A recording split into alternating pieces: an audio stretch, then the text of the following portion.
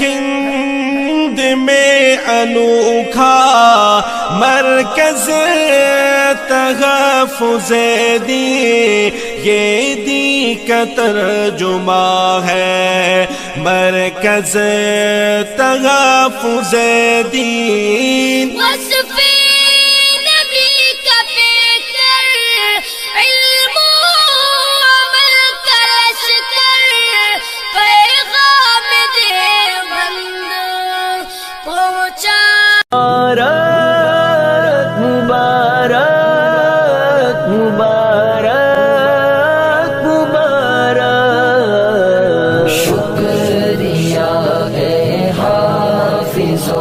اس کا رہو کرتے ادا، حفظ قرآن کے لیے اللہ نے تم کو چنا۔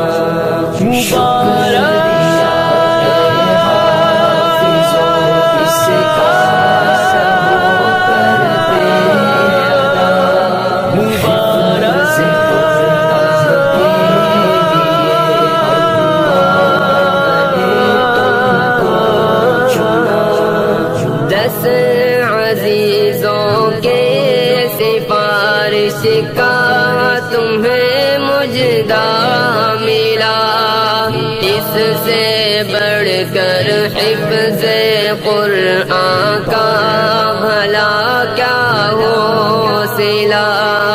10 عزیزوں کے سفارش کا تمہیں مجدہ ملا، اس سے بڑھ کر حفظ قرآن کا بھلا کیا ہو صلہ۔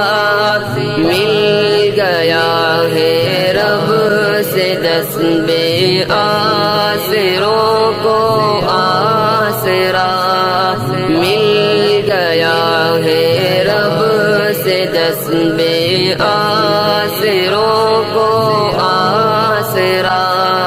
حفظ قرآن کے لیے اللہ نے تم کو چنا۔ مبارک مبارک مبارک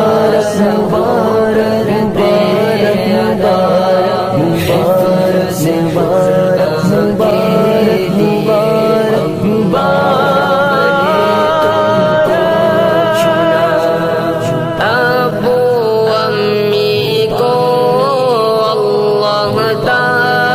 کل پہنائے گا، جس کے آگے چاند سورج کو گرہن لگ جائے گا۔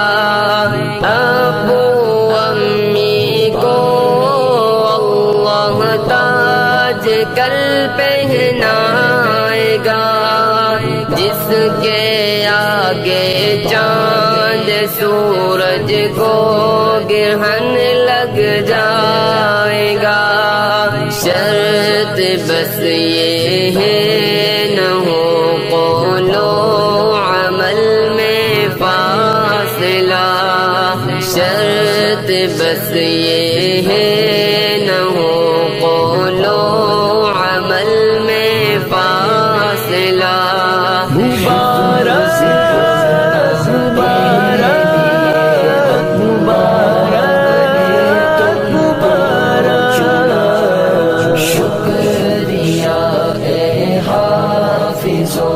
اس کا رہو کرتے ادا، حفظ قرآن کے لیے اللہ نے تم کو چنا۔ حفظ قرآن کے الفاظ تم نے کر لیے، نعمتوں سے دامن تم نے اپنے ہر دم بھر لیے۔ حفظ قرآن کے الفاظ تم نے کر لیے۔ الحمد لله الذي رفع السماء بقدرته ومد الأرض بكماله وبعث الأنبياء بمعرفته. الحمد لله الذي نزل الفرقان على عبده ليكون للعالمين نذيرا. ونشهد أن لا إله إلا الله وحده لا شريك له، ونشهد أن سيدنا سندنا شفيعنا حبيبنا مولانا محمد عبده ورسوله.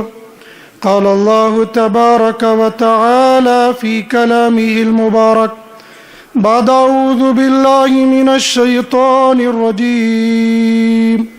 بسم الله الرحمن الرحيم. إنما يخشى الله من عباده العلماء.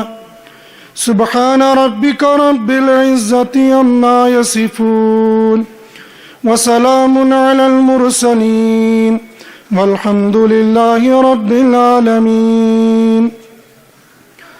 اللهم صل على محمد وعلى آل محمد كما صليت على إبراهيم وعلى آل إبراهيم إنك حميد مجيد. اللهم بارك على محمد وعلى آل محمد كما باركت على إبراهيم وعلى آل إبراهيم إنك حميد مجيد. يا رب صل وسلم دائما أبدا على حبيبك خير الخلق كلهم. يا رب صل وسلم دائما أبدا على حبيبك خير الخلق كلهم. يا رب صل وسلم دائما أبدا.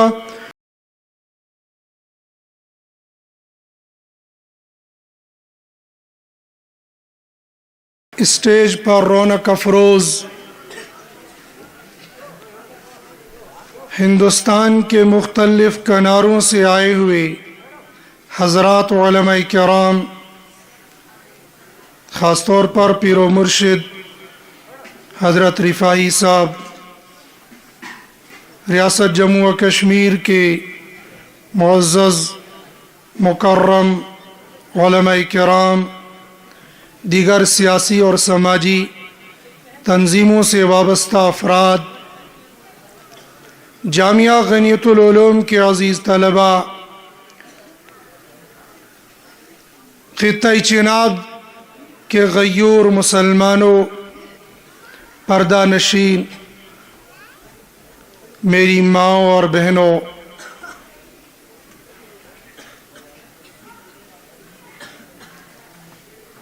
میں اور آپ اس وقت جس ادارے اور جس ادارے کے احاطے میں بیٹھے ہوئے ہیں، اسلام ایک ایسا مذہب ہے، ایک ایسا دین ہے جو اپنے پیچھے ایک تاریخ رکھتا ہے. ہر کام کے پیچھے ایک بنیاد ہے. وہ غنیت العلوم ہو، اسرار العلوم ہو، یا خطہ چناب میں مختلف ادارے ہوں جو اپنے اپنے طور پر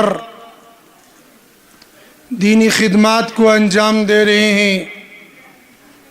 ان تمام کی کچھ بنیادیں ہیں، کچھ اصل ہے جن کو سامنے رکھ کر یہ مدارس اسلامیہ اپنی منزل کو دن بدن آگے بڑھاتے ہوئے رواں اور دواں ہیں. اور ان مدارس اسلامیہ کا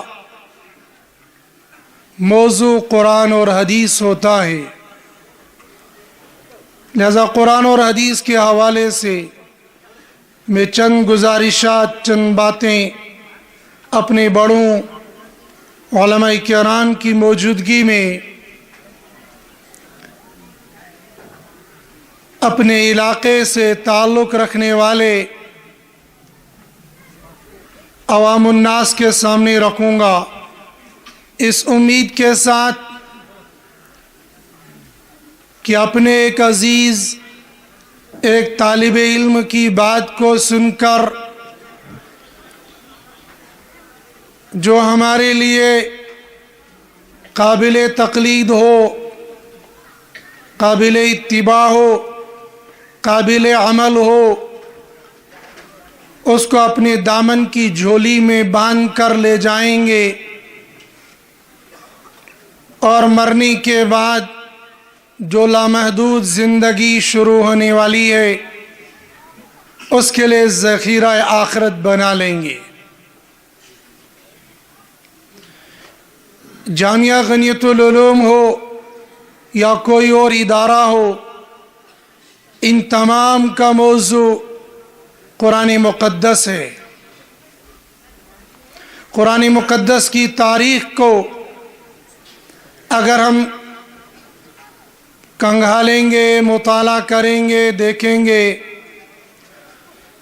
تو یہ بات بغیر کسی شک اور شبے کے، اور مسلمان تو اس بات پر چڑھتے سورج سے زیادہ اپنے وجود، اپنی ذات اور اپنے بول سے زیادہ یقین کامل، یقین محکم رکھتا ہے اس بات پر کہ قرآن کریم کا ایک ایک حرف، ایک ایک نقطہ، ایک ایک آیت من جانب اللہ ہے۔ جیسے اس کا نزول من جانب اللہ، ایسے ہی اس کا تحفظ بھی من جانب اللہ۔ مگر اس تحفظ سے پہلے میں آپ کو کچھ پیچھے لے جانا چاہتا ہوں، جہاں سے اس قرآن کی تاریخ شروع ہوتی ہے۔ قرآن کریم کا نزول مکۃ المکرمہ میں ہوا۔ مکۃ المکرمہ میں وہ لوگ رہتے تھے جن کی زبان قرآن کی زبان تھی۔ وہ اردو، انگریزی، کشمیری، ڈوگری، دنیا کی کسی زبان سے واقف نہیں تھے۔ وہ عربی زبان جانتے تھے، عربی زبان بولتے تھے۔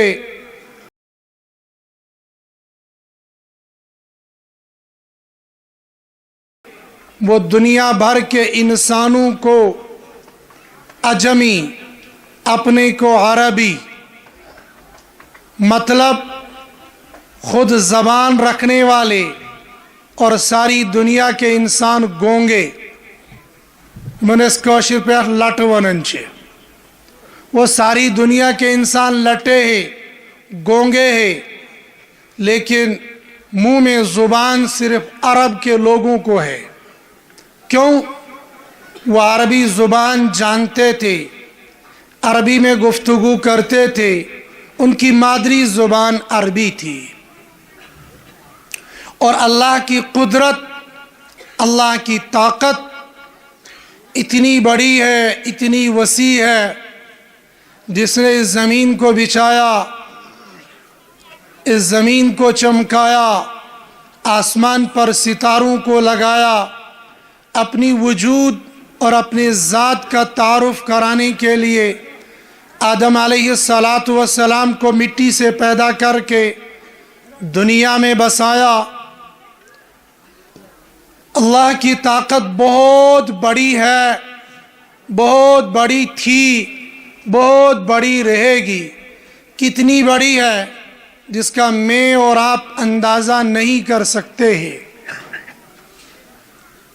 وہ اللہ کی طاقت، وہ اللہ کی ذات اگر یہ چاہتی تو مکہ والوں کی زبان چونکہ عربی تھی اور پوری دنیا کا مرکز وہ حرم محترم ہے، خانہ کعبہ ہے، نیچے خانہ کعبہ ہے، اوپر بیت المعمور ہے، اس کے اوپر عرش معلی ہے۔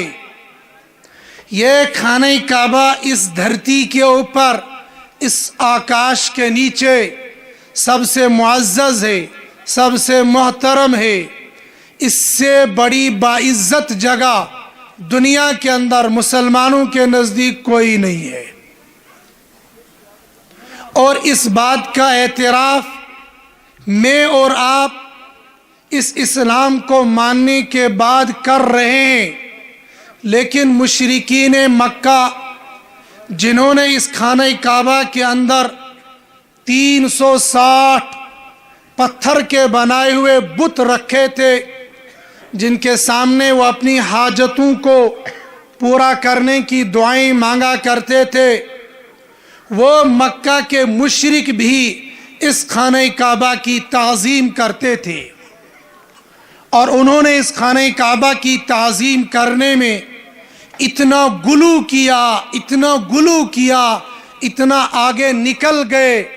انہوں نے کہا کہ ہمارے جو بدن پر لگے اور پہنے ہوئے کپڑے ہیں، ممکن ہے ان میں کوئی خرابی ہو، کوئی حرام کا شائبہ ہو، کوئی گندگی کی چھینٹ لگی ہو، اور ان گندے ناپاک کپڑوں کے ساتھ ہم خانہ خدا کا طواف کریں گے، یہ ہم برداشت نہیں کریں گے۔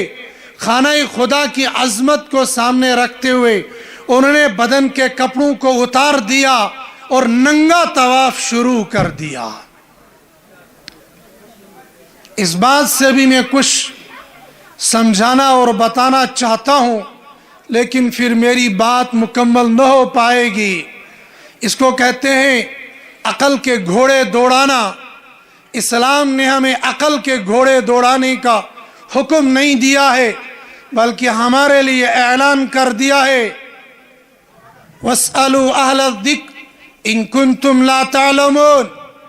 بھلیز بونجوا، ڈوڑا کشتواڑ نہیں، پوری دنیا میں بسنے والے انسانوں، اگر تم جاہل ہو، اگر تم نادان ہو، اگر تم ناواقف ہو تو اپنی عقل کے گھوڑے مت دوڑاؤ، خاص طور پر دین کے بارے میں اپنی عقل کی چالاکی کو استعمال نہ کرو۔ فَاسْأَلُوا أَهْلَ الذِّكْرِ، جاننے والوں سے پوچھو۔ کون ہے وہ جاننے والے؟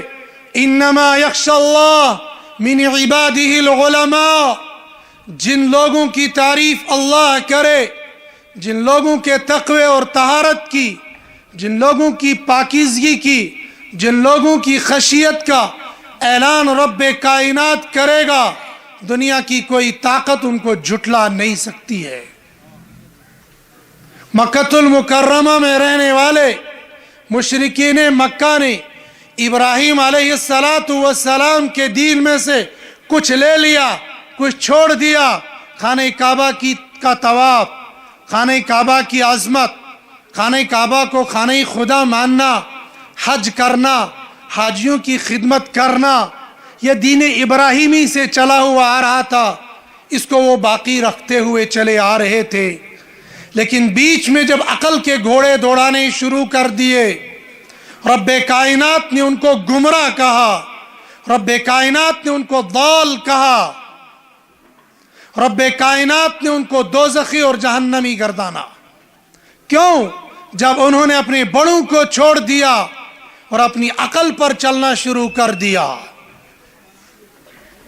انہوں نے ابراہیم علیہ السلام کی تاریخ کو پس پشت ڈال دیا اور ننگا طواف شروع کر دیا۔ معلوم یہ ہو گیا ان لوگوں کے سامنے خانہ خدا کی عظمت تھی، بیت اللہ کی عظمت تھی، حج کی عظمت تھی، لہذا انہوں نے ایسا کر دیا۔ پہلی بات، خانہ خدا عظیم ہے۔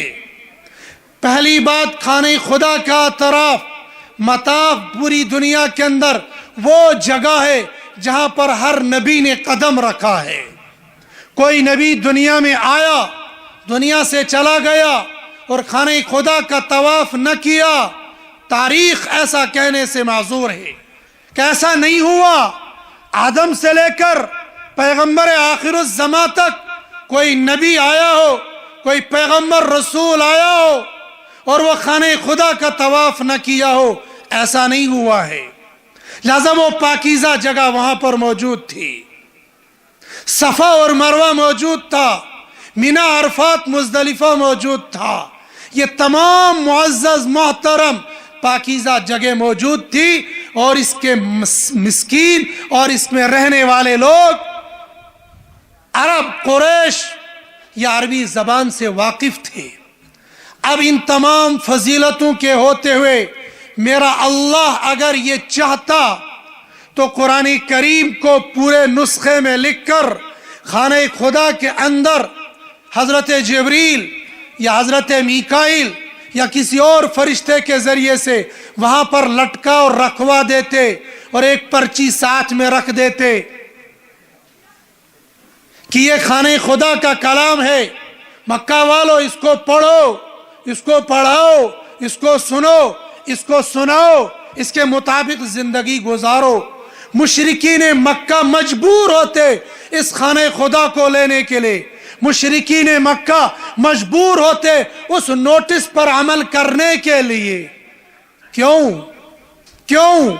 اس لیے کہ جب سرکار دو عالم صلی اللہ علیہ وسلم کو نبوت مل گئی اور قریش کا خاندان ابو طالب ہو، عبد المطلب ہو، آپ علیہ السلام کا خاندان حاجیوں کی خدمت کرنے میں مشہور اور معروف، اور اپنی قوم کے درمیان میں ایسا رعب اور دبدبہ رکھنے والا، آپ کی پیدائش سے پہلے ابرہ بادشاہ جب خانہ خدا کو گرانے کے لیے آیا تو خواجہ عبد المطلب جن کے اونٹ اور جس کی قوم کے اونٹوں کو ابرہ نے قید کر لیا تھا، مال غنیمت بنا لیا تھا، وہ اس وقت مکہ کے لوگوں کے سردار تھے۔ مکہ والوں نے مشورہ کرنے کے بعد عبد المطلب کو بھیجا، جاؤ اونٹ لے کر آ جاؤ۔ چنانچہ وہاں گئے اور عبد المطلب نے کہا ابرہ میرے اونٹوں کو واپس کرو۔ ابرہ نے کہا او عرب کے شیخ، تمہارے چہرے پر اتنا جلال تھا، تمہارے چہرے پر اتنا رعب تھا، تمہارے چہرے پر اتنا دبدبہ تھا، خدا کی قسم اگر تم مجھے خانہ خدا کو گرانے کی نیت سے جو میں آیا ہوں روکنے کے لیے صرف کہہ دیتے تو تمہارے چہرے کے رعب کی وجہ سے میں واپس چلا جاتا، لیکن تم نے ایسا نہیں کیا۔ عبد المطلب نے کہا اونٹ میرے ہیں، ان کو لینے کے لیے میں آیا ہوں، خانہ خدا خدا کا ہے، اس خانہ خدا کی حفاظت خدا خود کرے گا۔ یہاں سے معلوم ہو گیا مکہ کے باشندے، مکہ کے لوگ حضرت نبی کریم صلی اللہ علیہ وسلم کے دادا جی کو اپنا لیڈر، اپنا قائد، اپنا رہبر مانتے تھے، اسی لیے کسی کو نہیں، ان کو بھیجا۔ لیکن آگے چل کر ہوا کیا؟ جب آپ علیہ السلام کو نبوت ملی، آپ کا خاندان تو آپ بھی موجود تھا، لیکن عبد المطلب نہیں، ابو طالب موجود تھے۔ مشرکین مکہ نے دار الندوہ میں میٹنگ کی، ابو جہل اینڈ کمپنی نے یہ فیصلہ کر دیا کہ محمد صلی اللہ علیہ وسلم اور ان کے ساتھیوں کے ساتھ سوشل بائیکاٹ کر دیا جائے، اور اس کے لیے تحریر لکھی گئی، اس تحریر کو خانہ خدا پر لٹکایا گیا۔ میں جو بات عرض کر رہا تھا، اگر رب کائنات ایک نوٹس وہاں لگواتے تھے، ایک تحریر لکھوا دیتے اس قرآن کو تم نے ماننا ہے، تو مشرکین مکہ ماننے پر مجبور ہوتے۔ کیوں؟ دلیل یہ دے رہا ہوں کہ جب ان ابو جہل اینڈ کمپنی نے سرکار دو عالم صلی اللہ علیہ وسلم اور آپ کے صحابہ کو سوشل بائیکاٹ کر دیا۔ بائیکاٹ کی کئی قسمیں ہوتی ہیں، سوشل بائیکاٹ سب سے خطرناک بائیکاٹ ہوتا ہے۔ سوشل بائیکاٹ کر دیا، سرکار دو عالم صلی اللہ علیہ وسلم اپنے چاچا ابو طالب کے ساتھ شعب ابو طالب میں چلے گئے۔ مکہ کے کسی آدمی کی ہمت نہ پڑی، کوئی جرات نہ کر سکا کہ خانہ کعبہ پر لگایا گیا نوٹس کو پھاڑ دیں، اس کو اکھاڑ دیں اور محمد صلی اللہ علیہ وسلم اور ان کے ساتھیوں کو رہا کر دیں۔ ایسا بھی نہیں تھا کہ سارے مکہ والے مخالف تھے، کچھ ہمدرد تھے، کچھ رشتہ دار تھے، کچھ یار دوست تھے، جان پہچان والے تھے، وہ اندر سے کڑتے تھے، وہ اندر سے جلتے تھے، ان کو تکلیف ہوتی تھی یہ ایسا سوشل بائیکاٹ کیوں کیا گیا، خدا کرے اس کو پھاڑ دو۔ ایک وقت وہ آ گیا، سیرت نگاروں نے لکھا، جوانوں نے فیصلہ کر لیا صبح اس کو پھاڑ دیں گے، لیکن صبح سے پہلے ہی سرکار دو عالم صلی اللہ علیہ وسلم کے پاس حضرت جبریل آئے اور فرمایا جاؤ مکہ والوں سے کہہ دو اس نوٹس پر اللہ رسول کے علاوہ جو کچھ لکھا تھا آج 303 دیمک اس کو کھا چکا ہے، سب ختم ہو چکا ہے۔ آپ نے اپنے چچا ابو طالب سے کہا، ابو طالب نے کہا یہ فیصلہ کن بات ہے، مشرکین مکہ کو بلا اور کہا تم جانتے ہو ہم یہاں سوشل بائیکاٹ کی زندگی گزار رہے ہیں، ہم مکہ میں نہیں آئے، تم مکہ میں آنے نہیں دیتے ہو، میرا بھتیجا یہ کہتا ہے ایسا ہوا ہے، جاؤ اگر ایسا ہوا ہے تو میں اپنے بھتیجے پر جان قربان کر رہا ہوں، کرتا رہوں گا، لیکن اگر ایسا نہیں ہوگا میرے بھتیجے نے نعوذ باللہ غلط بولا ہوگا، آج میں اپنے ہاتھوں سے اپنے بھتیجے کو تمہارے ہاتھوں پر حوالے کروں گا۔ چنانچہ مکہ والے جب وہاں گئے انہوں نے نوٹس کو ویسا ہی پایا جیسا حضرت نبی کریم صلی اللہ علیہ وسلم نے فرمایا تھا۔ معلوم یہ ہو گیا خانہ کعبہ پر لگا ہوا نوٹس مکہ والوں کے نزدیک بڑا معزز تھا، بڑا محترم تھا۔ اگر اللہ پاک چاہتے تو ایسا کرتے۔ یہ تم نعوذ باللہ میں یہ نہیں کہہ رہا ہوں کہ میں نعوذ باللہ اللہ کو کوئی مشورہ دے رہا ہوں، اگر ایسا ہوتا اللہ کو اختیار تھا، لیکن اللہ نے ایسا نہیں کیا۔ کیوں نہیں کیا وہ میں بتانا چاہتا ہوں۔ اللہ رب العزت نے حضرت نبی کریم صلی اللہ علیہ وسلم کا انتخاب کیا، اور کون ہے محمد؟ وہ جو مکہ والوں کے درمیان میں پیدا ہوئے، وہیں پر پلے، وہیں پر پرورش کی، وہیں پر بڑھے، اور سارے مکہ والے ابو جہل ہو، ابو سفیان ہو، عتبہ ہو، شیبہ ہو، یا بدبخت ابو لہب ہو جس نے آپ کی پیدائش پر سویبہ بانی کو اعلان آزاد کر دیا تھا، چاہے وہ ہوں، وہ سارے کہتے تھے محمد کون ہے؟ محمد امین، محمد صادق، محمد صدیق، سارے القاب محمد کے لیے۔ لیکن جب کوہ صفا پر بلایا اور آپ نے اعلان کیا یا ایھا الناس قولوا لا الہ الا اللہ تفلحوا، مکہ والو لا الہ الا اللہ پڑھو کامیاب ہو جاؤ گے، سب سے پہلے کھڑا ہو گیا ابو لہب آپ کا چاچا اور کہنے لگا تبا لک یا محمد، نعوذ باللہ، محمد تمہارا ناس ہو جائے، تم نے ہم کو یہاں اسی لیے بلایا ہے۔ سب سے پہلے مخالف ہونے والے آپ کے چچا حضرت نبی کریم صلی اللہ علیہ وسلم کی دعوت کو، قرآن کے پیغام کو اپنی قوم کے سامنے رکھنے کے لیے قوم کے سامنے آئے۔ قوم نے استقبال نہیں کیا، قوم نے ہار نہیں پہنائے، قوم نے نعرے نہیں لگائے، قوم نے واہ ویلا نہیں کیا۔ دنیا والوں سنو، اور قرآن کے حاملین بھی سنے، اور اپنے اس قول اور اپنے ان فعل اور اپنی زندگی کا محاسبہ کر کے اہل علم بھی اور عوام بھی ذرا یہ سوچ لیں، جو قرآن کا حامل ہوگا، جو قرآن کا پیغمبر ہوگا، جو قرآن کا داعی ہوگا، اس کو قرآن کی دعوت پر، اس کو قرآن کی تعلیم پر، اس کو قرآن کی تبلیغ پر شاذ اور نادر نعرے ملیں گے، مالائیں ملیں گی، خوش آمدید ویلکم ہوگا۔ ابتدا یہ ہوئی تبا لک یا محمد، نعوذ باللہ من ذالک۔ کہنے والا کون تھا؟ سیرت جانتے ہیں، سیرت پڑھتے ہیں، ذرا استحضار کرنا ہے۔ اہل قرآن کو، اہل علم کو قرآن کے پیغام پر لوگوں کی طرف سے، عوام کی طرف سے، رشتہ داروں کی طرف سے، قریبی لوگوں کی طرف سے ویلکم اور خوش آمدید نہیں ہوگا، بلکہ تان و تشریح ہوگی۔ اب قرآن کے حاملین کی کیا ذمہ داری؟ ادھر محمد صلی اللہ علیہ وسلم کو دیا، حاملین قرآن ہٹیں گے نہیں، حامل قرآن ڈٹیں گے۔ حاملین قرآن نے گھاس سے زندگی گزاری، حاملین قرآن نے اپنے بچوں کو اپنے سامنے بھوک اور پیاس کی وجہ سے تڑپتا ہوا برداشت تو کر لیا، لیکن قرآن کی تعلیم سے، قرآن کی تبلیغ سے اپنے آپ کو پیچھے نہیں کیا۔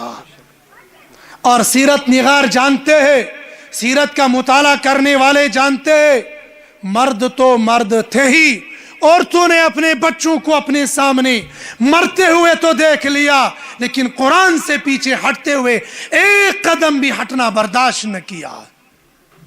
اور اسلام میں سب سے پہلے اسلام کے لیے شہادت کو پانے والا مرد نہیں تھا، جوان نہیں تھا، بلکہ حضرت سمیہ رضی اللہ تعالیٰ عنہ تھی۔ ہر مسجد میں فضائل اعمال کی تعلیم ہوتی ہے، سنتے ہیں، سناتے ہیں، ازبر ہو گیا ہے، لیکن کیا اس کو عملی جامہ پہنانے کے لیے میں کبھی میدان میں اترا؟ جب میرے سامنے یہ حالات آئے، کیا میں نے ایسی قربانی پیش کرنے کے لیے اپنے آپ کو پیش کیا؟ نہیں، میں نے مال کو چرایا، میں نے جان کو چرایا، میں نے عزت کو بچایا، قرآن کو استعمال کیا، میں نے عزت کو داؤ پر لگنے نہیں دیا، قرآن کو داؤ پر لگا دیا، دین کو داؤ پر لگا دیا، شریعت کو داؤ پر لگا دیا، شریعت کو قربان کر دیا۔ دین قربان ہو جائے میری ناک نہ کٹے، دین قربان ہو جائے میری عزت میں آنچ نہ آنے دے، دین قربان ہو جائے میری کرسی نہ ٹوٹے، دین ٹوٹے ٹوٹے میری کرسی برقرار رہے۔ کیا یہی شریعت ہے؟ کیا یہی شریعت سے وفا ہے؟ کیا یہی دینداری ہے؟ کیا یہی محمد کی غلامی ہے؟ ریاست جموں و کشمیر کے غیور مسلمانوں، عید قریب آنے والی ہے۔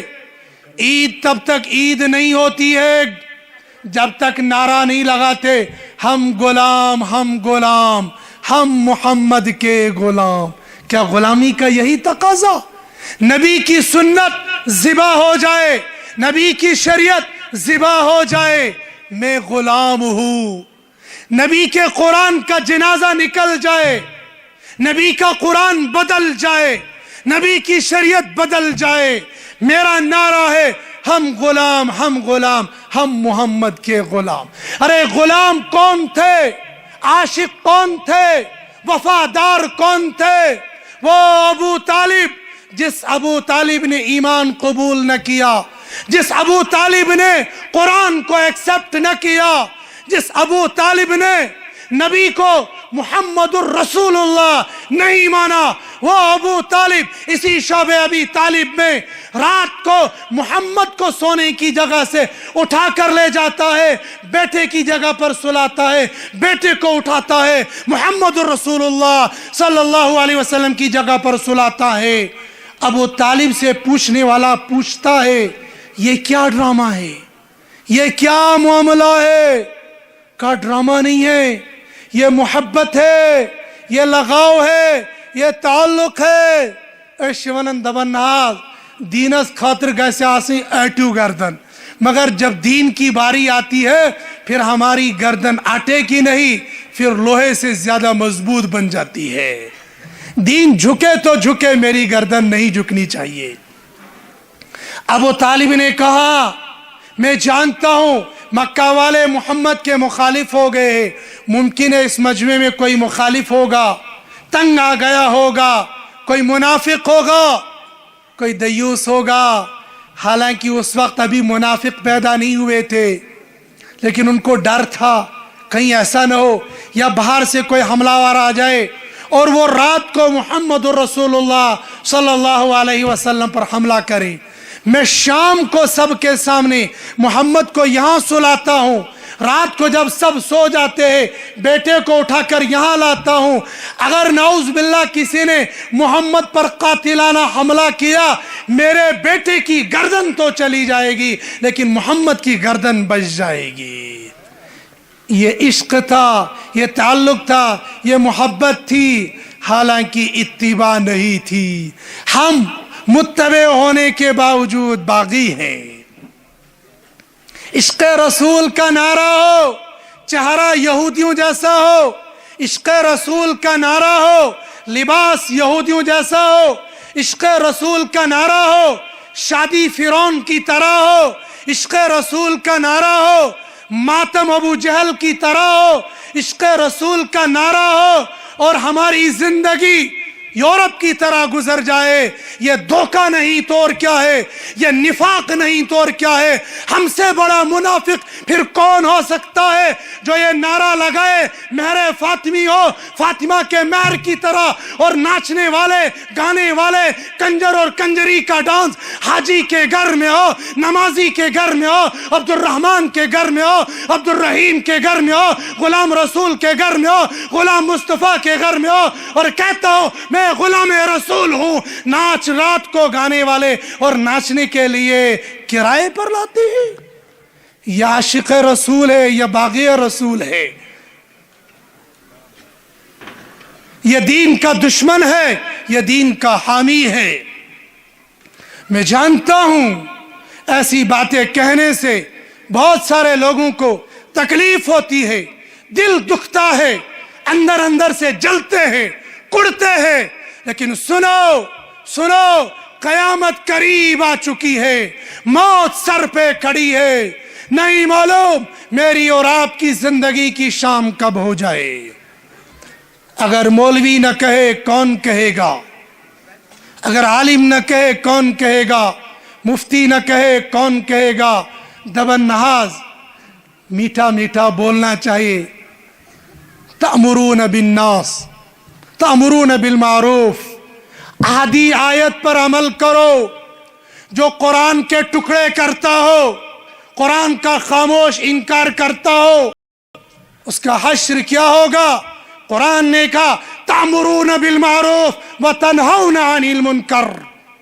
من رأى منكم منكرا فليغيره بيده فإن لم يستطع فبلسانه وإن لم يستطع فبقلبه وذلك ضعف الإيمان.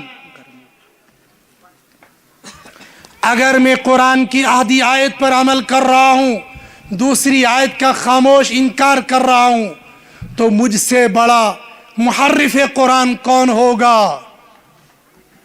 اور ہماری ریاست جموں و کشمیر میں تحریف کرنے کے لیے ڈپارٹمنٹ بنائے گئے اور اس کو تعلیم کا نام دیا گیا ایجوکیشنل ڈپارٹمنٹ، اور اس کا ہیڈ عبد الرحمن، عبد الخالق، عبد اللطیف، غلام رسول وغیرہ وغیرہ. اور اس کے لوگوں پر لکھا ہوتا ہے من الظلمات الى النور. یہ کھڑے کھڑے پیشاب کرنے کی تعلیم دینے والے تم کو ظلمت سے روشنی کی طرف نکالیں گے. الیاذ باللہ. جہاں دہریہ بنایا جاتا ہو وہاں لکھا جاتا ہو من الظلمات الى النور. یہ قرآن کے اندر تحریف نہیں تو اور کیا ہے؟ کون ہوگا اس کا مجرم؟ کھلے عام قرآن کی تحریف ہو رہی ہو اور لوگ ساتھ دیتے ہو، لوگ تعاون کرتے ہو، لوگ اپنے ہاتھوں کو کاٹ کاٹ کر ایسے لوگوں کو ایوان بالا میں پہنچاتے ہو جو قرآن کے اندر تعریف کرنے والے ہو. بتاؤ کل قیامت کے دن میرے اللہ کے سامنے، میرے نبی کے سامنے کیا جواب دیں گے؟ اس کا جواب مجھے اور آپ کو، امت مسلمہ کو دینا پڑے گا. حضرت نبی کریم صلی اللہ علیہ وسلم جن کو مکہ والے صادق اور امین کہتے تھے، چہتے کہتے تھے، مگر جب وہ وقت آ گیا تو سب سے پہلے گالیاں دینے کے لیے آپ کا چچا کھڑا ہو گیا. اتنا ہی نہیں ہوا، اتنا ہی نہیں ہوا، حضرت نبی کریم صلی اللہ علیہ وسلم کو ستانے کے لیے میٹنگیں ہونے لگی، اجلاس بلائے جانے لگے. کیوں؟ اس لیے کہ آپ قرآن بتاتے ہیں. آپ بتوں سے ہٹا کر الا اللہ بس نہ ہوا، آپ صلی اللہ علیہ وسلم کے ساتھیوں کو مارنا کاٹنا شروع کر دیا، یہاں سے ہجرت کرنے پر مجبور کر دیا. میں نے شروع میں عرض کیا ساری دنیا میں سب سے بہترین جگہ، سب سے معزز جگہ، سب سے باعزت جگہ وہ حرم پاک ہے۔ یہاں پر ایک لطیفہ سناؤں۔ ایک پڑھے لکھے جاہل کہنے لگے، ایجوکیٹڈ کہنے لگے، دبن مدرسن من پڑھن ویل بچی یم چھ، یہ تو جاہل ہوتے ہیں، یہ تو گنوار ہوتے ہیں، یہ تو نادان ہوتے ہیں، ان کو کوئی پتہ نہیں ہے۔ جیسے آج کل بھی ایسے لوگ پیدا ہو گئے، مدرسوں میں سائنس ڈالو، مدرسوں میں میتھ ڈالو، مدرسوں میں ٹیکنالوجی داخل کرو۔ وہ کون سا مدرسہ ہے جہاں کمپیوٹر نہیں؟ وہ کون سا مدرسہ ہے جہاں سائنس نہیں؟ ارے یہ تو تم لوگ اپنے بچوں کو گنوار بنانا چاہتے ہو۔ ہم کہتے گنوار نہیں، سب سے آگے تو ہم لے جانا چاہتے ہیں۔ تمہارے گنوار 10 سال کرسیوں پر بیٹھتے ہیں، کرپشن کا ڈھیر لگاتے ہیں، امت کو بجائے آگے لے جانے کے پیچھے دھکیل دیتے ہیں۔ ہم تم کو یہ بتاتے ہیں۔ جب حضرت مولانا اسد مدنی صاحب رحمت اللہ علیہ رحمتوں واسعہ کا انتقال ہو گیا تو وہاں پر میڈیا آ گئی۔ اس وقت ہم جانتے بھی نہیں تھے میڈیا کیا ہوتی ہے، ہر بندہ میڈیا سے ڈرتا تھا۔ ہم لوگ جنگلی گاؤں دیہات، ٹی وی کیمرہ، ہم بھی چاہتے تھے ہم بھی ٹی وی میں آ جائے۔ میں نے ایک کو کہا ادھر آ، تو کیا پوچھنا چاہتا ہے؟ مدرسوں کا انٹرویو لینا چاہتا ہے؟ ششم میں تھا، ششم یا ہفتم میں کسی کلاس میں تھا۔ میں نے کہا دیکھ یہ جو ہجڑا تم نے بٹھا کے رکھا ہے، 10 سال یہ بیٹھا رہا، اس نے ہندوستان کا آدھا قرضہ بھی معاف نہ کیا۔ ہمارے مولوی کو، دارالعلوم دیوبند کے محتمم کو، دارالعلوم دیوبند کے مفتی کو صرف 5 سال وہاں پر بٹھاؤ، پھر ہم بتائیں گے ہم ملک کو کیسا چلانا جانتے ہیں۔ لیکن میں بچہ تھا، میری کون سنتا، اور تو مذاق تھی۔ حقیقت یہی ہے، یہ بھی ایجوکیٹڈ پڑھا لکھا جاہل کہنے لگا مدرسوں میں کیا ہوتا ہے، ان کو پتہ نہیں ہوتا ہے۔ اور ہم یہ کہتے ہیں پوری دنیا کا مرکز یہ خانہ کعبہ ہے۔ میں نے شروع میں عرض کیا یہ خانہ کعبہ، وہ بیت المعمور اور پھر عرش معلی۔ ایک اس بندے نے کہا کہ ذرا امتحان لیتے ہیں، امتحان لینے کے بعد پتہ چلے گا کہ مدرسے میں پڑھنے والے زیادہ ذہین ہوتے ہیں یا اسکول اور کالجوں میں پڑھنے والے زیادہ ذہین ہوتے ہیں۔ تو ایک سکول کو جانے والا طالب علم وہاں سے گزرا، کہنے لگا بیٹا یہ بتاؤ دنیا کا مرکز کہاں ہے؟ اس نے کہا سر یہ کیسا سوال کر رہے ہو، میں تو جغرافیہ کا طالب علم بھی نہیں ہو، اور جو جغرافیہ کا طالب علم ہوگا وہ کیسے ساری دنیا کو ناپے گا، پھر تم کو یہ بتائے گا کہ ساری دنیا کا مرکز کہاں پر ہے؟ کہا بیٹا جاؤ۔ تھوڑی دیر کے بعد مکتب اور مدرسے میں جانے والا ایک طالب علم گزرا، کہا بیٹا یہ بتاؤ ساری دنیا کا مرکز کہاں ہے؟ کہا اچھا ساری دنیا کا مرکز چاہیے؟ کہا ٹھیک ہے، ہاں مرکز سوال کا جواب چاہیے۔ انہوں نے ایک لکڑی وہاں سے اٹھائی اور سوچا، پھر ایک جگہ کھڑا ہو گیا، پھر 2-4 ادھر کو ناپا، 2-4 ادھر کو ناپا، 2-4 ادھر کو ناپا، 2-4 ادھر کو ناپا، پھر ایک جگہ لکڑی کو کھڑا کیا، کہا میرا دعویٰ ہے ساری دنیا کا مرکز نہیں آتا تو ناپ کر دیکھ لو۔ پھر کہنے لگا وزیر صاحب سے بتاؤ مسئلہ کیا ہے؟ دبن ناز یہ محفی دی یمن سے چن کہاں تھی پوشن بات، ٹکر لیتے ہو، علماء کا مقابلہ کر رہے ہو۔ ارے جہاں تمہاری عقل کی انتہا ہوتی ہے وہاں مدرسے میں پڑھنے والے طالب علم کی ابتدا ہوتی ہے۔ اور کیوں؟ یہ قرآن کے لغاؤ کی وجہ سے۔ حضرت نبی کریم صلی اللہ علیہ وسلم اس مکہ المکرمہ میں، دنیا کے مرکز میں، دنیا کی بہترین جگہ میں، یہ ساری دنیا کا مرکز تھا، اس مرکز میں رہے۔ لیکن ایک وقت وہ آ گیا، یہ بھی نکلو، یہ بھی نکلو، یہ بھی نکلو، ہجرت کرو یہاں سے، یہاں دین محفوظ نہیں ہے، نکلنے پر مجبور کیا۔ پھر ایک وقت وہ بھی آ گیا، سیدنا ابوبکر صدیق رضی اللہ تعالیٰ عنہ آئے، یا رسول اللہ صلی اللہ علیہ وسلم مجھے بھی اجازت دیجئے، نبوت کے 13 سال گزر گئے، اب تو یہاں دین پھیلانا مشکل ہو گیا، تنگ ہو گیا، مکہ والے چلنے نہیں دیتے، مکہ والے دین پھیلانے نہیں دیتے، مجھے بھی اجازت دیجئے، میں بھی ہجرت کروں گا۔ آپ صلی اللہ علیہ وسلم نے فرمایا کہ نہیں ابو بکر، رک جاؤ رک جاؤ، ممکن ہے مجھے بھی اجازت مل جائے گی، ہم اکٹھے ہجرت کریں گے۔ کچھ دنوں کے بعد وہی آ گئی، ہجرت کا حکم آ گیا۔ حضرت نبی کریم صلی اللہ علیہ وسلم کو دنیا کی سب سے عظیم جگہ چھوڑنا پڑی، حضرت نبی کریم صلی اللہ علیہ وسلم کو دنیا کی سب سے بابرکت جگہ چھوڑنی پڑی، سرکار دو عالم صلی اللہ علیہ وسلم کو دنیا کا سب سے بڑا مرکز چھوڑنا پڑا، ہجرت کرنی پڑی، مدینہ منورہ کو اپنا ٹھکانہ بنانا پڑا اور اپنی زندگی کے آخری 10 سال وہاں پر گزارنے پر مجبور ہو گئے۔ کیوں؟ حامل قرآن کے لیے وقت آ سکتا ہے لوگ پتھر ماریں گے، حامل قرآن کے لیے وہ وقت آ سکتا ہے لوگ گالیاں دیں گے، حاملین قرآن کے لیے وہ وقت آ سکتا ہے لوگ گالیاں دیں گے، حاملین قرآن کے لیے وہ وقت آ سکتا ہے دنیا کا سب سے بڑا مرکز چھوڑنا پڑے گا۔ اور حضرت نبی کریم صلی اللہ علیہ وسلم نے چھوڑا اور یہاں سے مدینہ المنورہ تشریف لائے، 10 سال یہاں پر گزارے۔ مستقل تفسیر اور تشریح دیکھنے کے لیے آپ سیرت طیبہ کا مطالعہ کریں۔ مجھے اگلی بات کہنی ہے، جب حضرت نبی کریم صلی اللہ علیہ وسلم جن پر سارا قرآن اترا، جن نے قرآن کے الفاظ کو محفوظ کیا، معانی کو محفوظ کیا، اور محفوظ ہی نہیں کیا، صحابہ کو سکھایا، انہوں نے الفاظ کو سیکھا، الفاظ کو یاد کیا، معانی، ترجم، تفاسیر، فقہ، سارے مسائل کو مستحضر کر لیا، اور صحابہ میں مفسر بھی بن گئے، صحابہ میں محدث بھی بن گئے، صحابہ میں فقیہ بھی بن گئے۔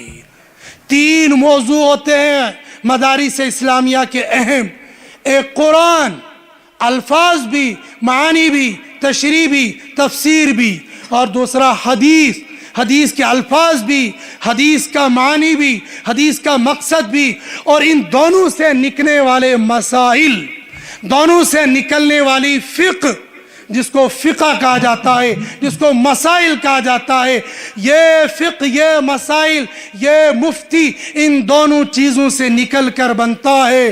عبداللہ بن مسعود رضی اللہ تعالی عنہ وہ صحابہ کے مفتی تھے، صحابہ کے فقیہ تھے۔ عبداللہ بن عباس رضی اللہ تعالی عنہ صحابہ میں سے رئیس المفسرین تھے۔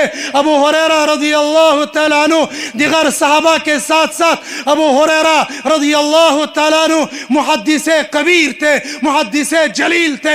ابو بکر سب سے اعلیٰ نبیوں کے بعد، سب سے عرفہ نبیوں کے بعد، سب سے معزز، بخاری کو اٹھا کر دیکھو، مسلم کو اٹھا کر دیکھو، ترمذی ہو، ابو داؤد ہو، ابن ماجہ ہو، نسائی ہو، طحاوی ہو، کوئی سی بھی حدیث کی کتاب ہو، ابو بکر کا نام بہت کم ملے گا، عمر کا نام بہت کم ملے گا، عثمان کا نام بہت کم ملے گا، علی کا نام رضوان اللہ تعالی عنہم اجمعین، ان تمام کے نام بہت کم ملیں گے، دیگر صحابہ کے نام بہت کم ملیں گے۔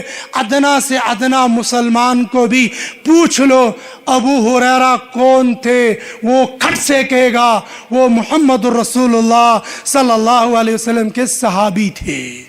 لیکن وہ صحابی تو تھے ہی، لیکن ساتھ میں ایک دوسری نسبت تھی، ایک نسبت طالب علم ہونے کی تھی، صفہ کے طلبہ میں آپ کا شمار تھا، اور دوسری نسبت بار بار دیکھو گے، ارے فضائل اعمال کو آپ سب پڑھتے ہو، سنتے اور سناتے ہو، تبلیغ والو آپ لوگوں کو 10 صورتیں یاد ہوں گی، لیکن فضائل اعمال تو شاید ساری یاد ہوگی، جگہ جگہ پر سنتے ہو۔ ابو ہریرہ نے کہا، ابو ہریرہ سے روایت، ابو ہریرہ سے روایت، ابو ہریرہ نے کہا سرکار دو عالم صلی اللہ علیہ وسلم نے یہ کہا۔ مفسر عبداللہ بن عباس، فقیہ عبداللہ بن مسعود، محدث ابو ہریرہ رضی اللہ، دیگر صحابہ بھی تھے لیکن یہ مشہور تھے۔ یہاں سے یہ علم چلا، کچھ لوگوں نے حدیث کو یاد کیا، کچھ لوگوں نے فقہ کو سمجھا، کچھ لوگوں نے قرآن کی تفسیر لکھنی شروع کر دی. یہ تو بہت مشہور ہے, بہت گہرا علم ہے. میں تو بس ایک لائن پر آپ کو لے جانا چاہتا ہوں. صحابہ سے, تابعین نے, تابعین سے, تبع تابعین نے, اور یہاں سے جو قرآن اور حدیث کو سیکھنے اور سکھانے والے موجود تھے, کچھ ہی سالوں کے بعد تبع تابعین میں سے سیدنا امام اعظم ابو حنیفہ رحمۃ اللہ علیہ رحمتوں واسعہ پیدا ہو گئے, جنہوں نے 7 صحابہ کو دیکھا. ابو نعمان بن ثابت یعنی امام ابو حنیفہ ایک وقت میں وہ حافظ قرآن بھی تھے, ایک وقت میں وہ مفسر قرآن بھی تھے, ایک وقت میں وہ محدث جلیل بھی تھے, ایک ہی وقت میں وہ فقیہ اعظم بھی تھے. لہذا ان کو کہا یہ امام شافعی ہے, یہ امام مالک ہے, یہ امام احمد بن حنبل ہے, یہ فلاں امام ہے. لیکن جب نام آیا, جب باری آ گئی, جب لقب دینے کی ضرورت پیش آ گئی, تو کہنے پر تاریخ مجبور ہو گئی. وہ کشمیر کے نہیں, ہندوستان کے نہیں, پاکستان کے نہیں, بنگلہ دیش کے نہیں, وہ عرب کے لوگ تھے. وہ صحابہ سے تربیت یافتہ تھے, صحابہ سے علم سیکھے ہوئے تھے. وہ عراق والے تھے, وہ مدینہ والے تھے, وہ مکہ والے تھے. ان تمام لوگوں نے ایک لقب دیا, سیدنا امام اعظم ابو حنیفہ رحمۃ اللہ علیہ رحمتوں واسعہ. انہوں نے کیا سیکھا؟ قرآن آپ کے سامنے, حدیث آپ کے سامنے. فقہ کی وضاحت نہیں ہے. فقہ کیا ہے؟ کہتے مسل پرسو, یہ مسئلہ اسی کو فقہ کہتے ہیں. یہ علماء کرام نے, وہ امام اعظم ابو حنیفہ رحمۃ اللہ علیہ نے اس زمانے کے اندر اس کو فقہ کو مدون کیا, لکھوایا. قرآن صحابہ نے لکھا, حدیث صحابہ نے لکھی, اور تابعین, تبع تابعین کو چھوڑ کر جب آگے زمانہ آ گیا, امام مالک رحمۃ اللہ علیہ نے موطا مالک لکھی. لیکن آگے زمانہ چلتا گیا. اللہ جس کو نوازنا چاہیں گے, اللہ جس کو مشہور اور معروف کرنا چاہیں گے, اللہ کے خزانے میں کوئی روک ٹوک نہیں ہے. امام مالک رحمۃ اللہ علیہ نے ایسی کتاب لکھی, ایسی کتاب لکھی. بعض علماء کا کہنا یہ ہے موطا مالک بخاری سے آگے ہے, لیکن اللہ پاک نے بخاری کو پوری دنیا میں مشہور کر دیا. اور امام بخاری رحمۃ اللہ علیہ نے بخاری شریف کو لکھ گیا. کچھ لوگوں نے بخاری کو پڑھا, کچھ لوگوں نے بخاری کو سمجھا, کچھ لوگوں نے بخاری کو سمجھایا, کچھ لوگوں کو بخاری کا بخار آ گیا. امام اعظم ابو حنیفہ رحمۃ اللہ علیہ سے یہ سلسلہ چلتا گیا, آگے نکلتے گئے. اس زمانے کے اندر مدارس نہیں تھے, اس زمانے کے اندر مروجہ مکاتب نہیں تھے, لیکن امام اعظم ابو حنیفہ رحمۃ اللہ علیہ اور دیگر ائمہ کے مدرسوں میں لاکھوں کی تعداد میں طلبہ ہوا کرتے تھے. یہ سلسلہ چلتا گیا, چلتا گیا, چلتا گیا, پوری دنیا میں پھیل گیا. ایک وقت وہ آ گیا, مدرسے آج نہیں, مدرسے سے جب سے چلتے ہوئے آ رہے تھے, لیکن رب کائنات وہ ذات ہے, رب کائنات وہ قدرت رکھتی ہے. ادارے بہت بنے, ادارے بہت کھلے, بلڈنگیں بہت بنی, محدث بڑے آئے, فقی بڑے آئے, مفسر بڑے آئے, بڑے بڑے مدرسے کھلے, بڑی بڑی زمینیں آ گئی. لیکن اللہ جس کو نوازنا چاہتے ہیں اللہ اس کو نواز دیتے ہیں. اس وقت پوری دنیا کے اندر سب سے بڑا ادارہ جس کو کہا جاتا ہے جامعہ ازہر مصر کے اندر, لیکن یہ اللہ پاک نے نعمت عظمیٰ ہندوستان والوں کے مقدر میں رکھی تھی. ہندوستان والوں کو مادر علمی دارالعلوم دیوبند جیسا الہامی ادارہ دے دیا, اور آج پوری دنیا کے اندر کوئی جگہ ایسی نہیں ہے جہاں پر مادر علمی دارالعلوم دیوبند کے طلبہ, دارالعلوم دیوبند کے فیض یافتہ علماء کرام موجود نہ ہو. یہ میں نہیں کہہ رہا ہوں, یہ وہ لوگ کہتے ہیں جو پوری دنیا میں گھومے, جو پوری دنیا میں چلے, جن نے پوری دنیا کا دورہ کیا. وہ کہنے پر مجبور, وہ لکھنے پر مجبور. ہم ملک کے, ہم دنیا کے جس کنارے پر پہنچ گئے, ہم نے وہاں پر مادر علمی دارالعلوم دیوبند کا فیض یافتہ بالواسطہ یا بلا واسطہ ضرور پا لیا. ارے مولانا طارق جمیل صاحب کو ہم سب جانتے ہیں. مولانا طارق جمیل صاحب نے کہا 6 مہینے کا دن 6 مہینے کی رات उस जगह पर जब मैं पहुंचा वहाँ पर भी मैंने मादरे इल्मी दारुल देवबंद के फैज़ याफ्ता उलमा इकराम को पा लिया। अल्लाह पाक ने मादरे इल्मी दारुल देवबंद को पूरी दुनिया के अंदर मशहूर और मारूफ कर लिया। इदारे हमारे हैं, वो चाहे मज़ाहिरुल उलूम हो, नदवतुल उलमा हो, अक्ल कुवा हो या दीगर हिंदुस्तान के बड़े बड़े इदारे हो, वो सारे हमारे इदारे हैं। लेकिन मादरे इल्मी दारुल देवबंद को अल्लाह पाक ने जो मकाम दिया है वो किसी और इदारे को नहीं। लेकिन मादरे इल्मी दारुल देवबंद कोई खुद साख्ता इदारा नहीं। वहाँ से चले और चलते चलते चलते चलते वहाँ यहाँ जहाँ वहाँ पहुँचते पहुँचते पहुँचते पहुँचते जब भले इसकी सरजमीन पर उलमा किराम ने कदम रखा, वो ज़ाहिरी तौर पर पुंछ से ज़रूर आए थे, वो ज़ाहिरी तौर पर राजौरी से ज़रूर आए थे, लेकिन उनका सिलसिला मादरे इल्मी दारुल देवबंद से जुड़ा हुआ था, दारुल देवबंद से वाबस्ता था। जब ये मकतब की बुनियाद रखी गई, जब इस इदारे की बुनियाद रखी गई, शायद उन लोगों के जहन में, उनके वहमो गुमान में भी शायद ये नहीं रहा होगा कभी इस जंगल होगा, कभी इस पहाड़ पर कुरान करीम की मुक़द्दस तालीम और हज़रत नबी करीम सल्लल्लाहु अलैहि वसल्लम के ज़ुबान मुबारक से निकले हुए अल्फाज वो बुखारी में जमा किए हो, वो मुस्लिम ने जमा किए हो, वो तिरमिज़ी ने जमा किए हो, वो अबू दाऊद और दिगर मुहद्दिसीन ने जमा किए हो। शायद हमारे उन अकाबिरीन को ये शायद तसव्वुर भी ना रहा होगा कभी वो वक्त आएगा जहाँ पर बुखारी का दर्स होगा, जहाँ दोहराए हदीस होगा। लेकिन मेरा अल्लाह वो आलिमुल गैब है, वो गफ्फार, वो रहमान, वो कादिर मुतलक है।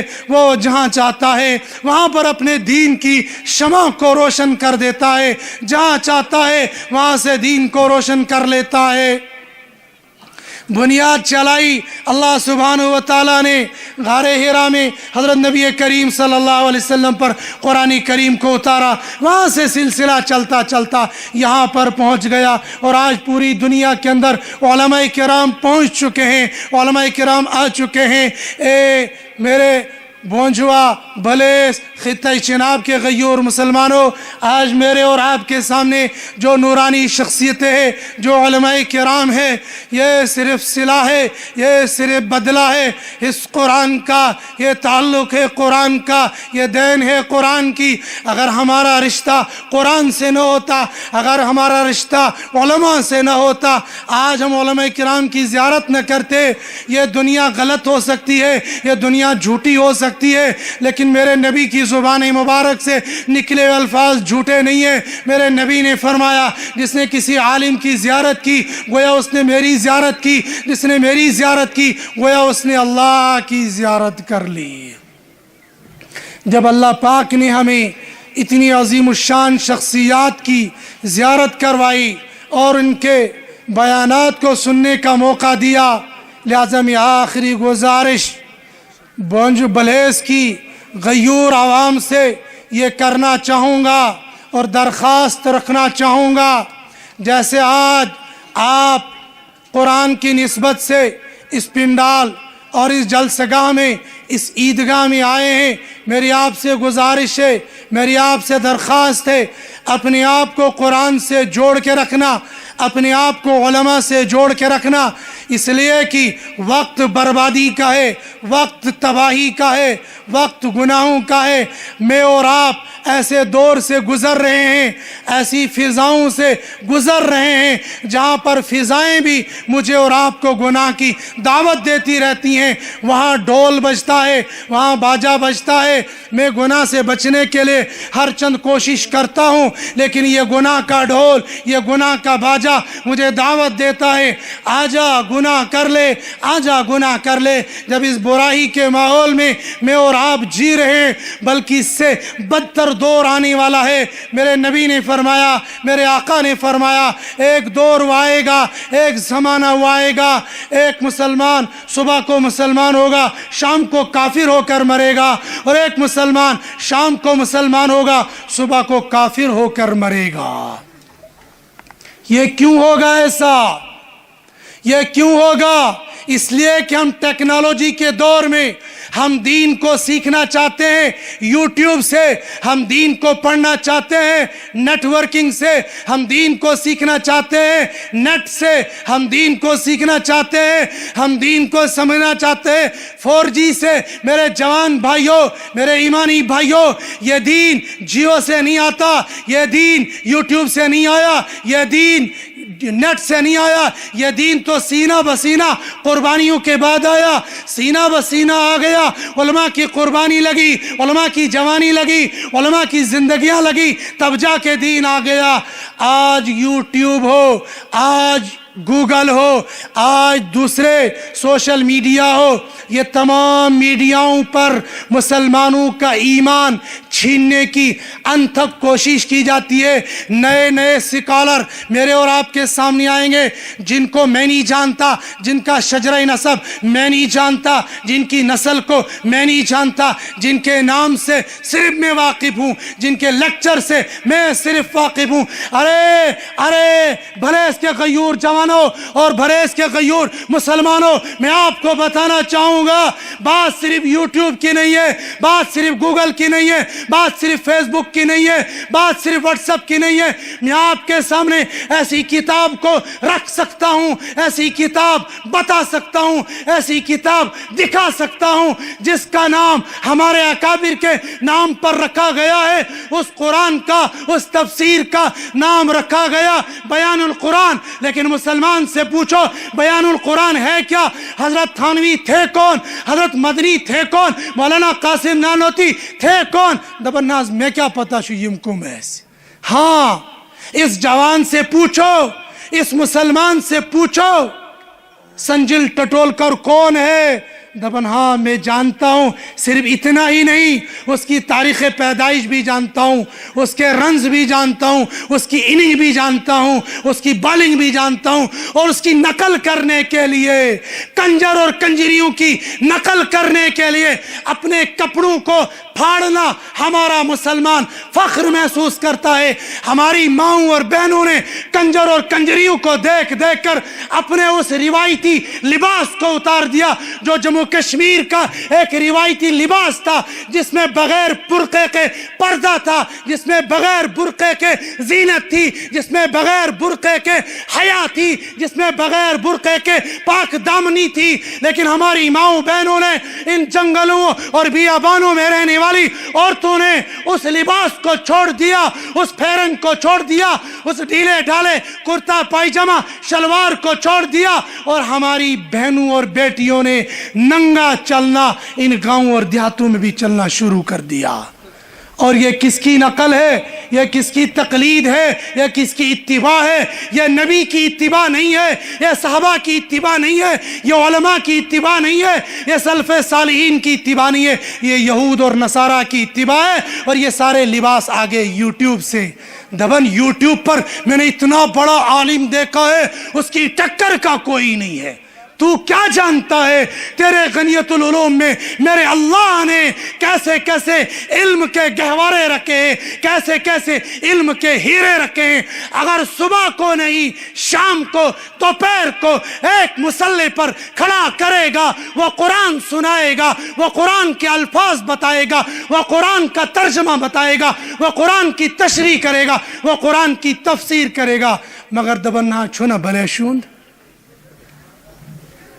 بھلے اس کے غیور جوانوں، غیور مسلمانوں، اپنے آپ کو علماء سے وابستہ کرو، ان علماء سے جن کا بیک گراؤنڈ میرے اور آپ کے سامنے ہے، جن کی نسلوں کو ہم جانتے۔ میں ایسے لوگوں کو جانتا ہوں، میری ان گنہگار آنکھوں نے ایسے اماموں کو دیکھا ہے، ایسے اماموں کو دیکھا ہے جن کا دین سے کوئی تعلق نہیں، جن کا اسلام سے کوئی تعلق نہیں، بلکہ جن کا اسلام سے کوئی تعلق ہی نہیں تھا۔ بلکہ میں آپ کو حیرت انگیز واقعہ سناؤں گا۔ مرحوم حاجی صاحب رحمت اللہ علیہ رحمتوں واسعہ کے بیٹھک کے باہر بیٹھے ہوئے تھے، کشمیر کا ایک بندہ وہاں پر بیٹھا ہوا تھا، حاجی صاحب سے ملاقات کرنے کے لیے ایسے باتیں چل رہی تھی مولوی اور امام پر۔ کہنے لگے ارے بھائی ہمارے گاؤں میں ایک بندے نے امامت کروائی 18 سال، اور 18 سال کے بعد جب واپس گیا، اس زمانے میں فون نہیں تھے، موبائل نہیں تھے، کسی کے پاس لینڈ لائن تھی۔ میں چونکہ مسجد کا صدر تھا، وہ نمبر اس کے پاس تھا، مجھے واپس جا کر اس نے فون کیا، صدر صاحب سے بات کرنی ہے۔ میں نے سوچا ہمارا امام رہا ہے، کوئی گستاخی ہوئی ہوگی یا کوئی اور بات کہنی ہوگی، کوئی ضرورت ہوگی۔ میں لینڈ لائن پر گیا اور مجھ سے کہا صدر صاحب اپنے 18 سال کی نمازیں لوٹا لینا۔ کیوں؟ اس لیے کہ میں مسلمان ہی نہیں تھا۔ اور اگر آپ کو یقین نہ آتا ہوگا، 2016 28 فروری کا چٹان اخبار کا بیچ والا حصہ اٹھا کر دیکھ لینا، آپ کو معلوم ہو جائے گا اسلام کو کھوکھلا کرنے کے لیے کیا کیا سازشیں ہوتی ہے۔ اور ہم کہتے فلاں مولوی، فلاں عالم، فلاں ڈمکا۔ یہ جو آپ کے سامنے علماء کرام ہے، جن کی بیک گراؤنڈ میں جانتا ہوں، آپ جانتا ہوں، ان کی اتباع میں، ان کے نقش قدم پر اپنے آپ کو ڈالو۔ یوٹیوب کے مرید مت بن جاؤ، اللہ والوں کے ہاتھوں پر بیعت کرو، اللہ والوں سے بیعت ہو جاؤ، اللہ والوں کے مرید بن جاؤ، تاکہ دین کا صحیح رخ مل جائے۔ ورنہ کہیں ایسا نہ ہو، کہیں ایسا نہ ہو، کہیں ایسا نہ ہو، عورت کہتی ہے دبن میوئی ہاشوس تیوس نیک، اس نے زندگی بھر کبھی غیر مسلم کے ہاتھ کا پانی نہیں پیا۔ میں نے کہا وہ تو بعد کی بات ہے، تو مجھے یہ بتا تیری ساس وہ مسلمان تھی بھی یا نہیں تھی؟ اس لیے کہ وہ مرزائی تھی، اس لیے کہ وہ قادیانی تھی۔ میں نے کہا تو بھی کافر، تیری ساس بھی کفر پر مر گئی، یہ تیرا شوہر بھی کفر پر ہے، آؤ اسلام قبول کرو، قادیانیت کو لعنت مارو، ہاں رافضیت کو، شکیلیت کو، ڈھنگیت کو، ساری چیزوں کو لعنت مارو، واپس آ جاؤ۔ یہ سارے فتنے چل رہے ہیں، ان فتنوں کا دور یہاں پر پہنچ گیا ہے۔ ان فتنوں سے مجھے اور آپ کو بچنا ہے، اپنے آپ کو علماء سے وابستہ کرنا ہے، قرآن کریم کو اپنی زندگی کا ایک حصہ اور جز بنانا ہے۔ اور آخری گزارش کروں گا، رمضان المبارک میں قرآن کریم کی کثرت سے تلاوت کرنے کا اپنا معمول بنا لے۔ وآخر الدعوانا الحمدللہ رب العالمین۔ ہے ہند میں انوکھا مرکز تحفظ دین۔